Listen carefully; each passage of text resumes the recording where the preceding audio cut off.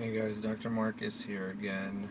So, something I've been wanting to discuss on TikTok as of late is the idea of family medicine and the difficulties attached to the system, to the patients, to the physicians, and to the insurance companies. I also think, as a secondary kind of tier, there's an issue. Again, you could call it systematically, but with patient populations, how urban or rural a region is. Is it metropolitan? Is it a medium-sized city? Is it a very, very small town? So access, socioeconomics, education, so many different factors here. But I would say I think the biggest and hardest thing to navigate these days, again, because we're discussing the already defined issues, which is insurance, access, system, health, economics, education, all these things. Um, I think the biggest kind of crux to family medicine is most patients, I think, don't realize that our true skill and talent and usefulness is in prevention. That's our specialty. That's our true, calling here. That's our true skill. Sure, of course, we know how to treat chronic medical conditions. We know how to monitor. We know how to treat stuff that are not associated with prevention, such as certain autoimmune diseases or so on and so forth, or acute issues. But the true purpose of family medicine and why it's so important, not just nationally, globally, is for prevention.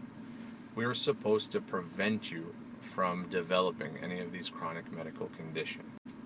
Now, I would bet my life that 90% of family doctors in the US have most of their patient panels as previously diagnosed with chronic medical conditions when they arrive to them. That's 100% hyperbolic and generalization, and I'm speaking out of my ass, but I'm sure most of our patients are chronic patients and are not, patients that we have seen from a young age and continue to see regularly, and they do their screenings, and we help prevent any long-term issues. Now, that being said, the treatment for everything, literally, I mean everything, is proper sleep, exercise daily, eat a proper healthy diet, balanced diet in general. Sure, people have allergies and this and that. I'm just talking generally. No smoking, no drugs, avoid alcohol, plenty of sunshine, spend time with loved ones, avoid stress, try to walk, try to play sports, just general well-being stuff that's healthy, generally healthy, stuff that was healthy 2,000 years ago, still healthy today.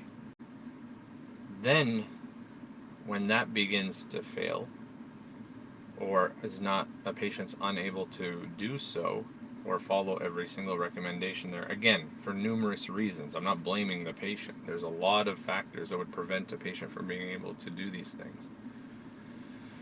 But I would say that's when we come in, the prevention. So you have different types of prevention. You have primary, secondary, tertiary, ordinary. You know, we these types of preventions include, monitoring blood pressure at home, let's say, or blood sugar, or mammograms and colonoscopies, or now secondary, tertiary, you're getting into, let's say you already have diabetes or severe high blood pressure. Now we're checking kidney function and microalbumin and proteinuria to make sure that your diabetes is not causing nephropathy and so on and so forth.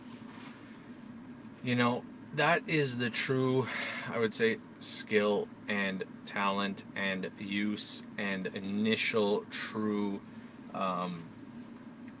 creation of family doctors. Now, of course, that's not realistic. That's not the world we live in. We're able to treat chronic medical conditions, and we tried our best to find the root cause or ways to add lifestyle and natural ways to prevent or to help avoid progression of disease and even to help treat disease. But I want patients to understand that that is the best course of action. You know, we are the seat belts. You wear a seat belt as a preventative measure to avoid a car accident. That's what we are. We are trying to prevent the issue from happening. The issue meaning, injury from a car accident, from not wearing your seatbelt. I just want patients to keep that in mind and be aware. And I know access is hard. I know transportation's hard. I know finances are difficult. I know insurances can be difficult. I know medications can be expensive.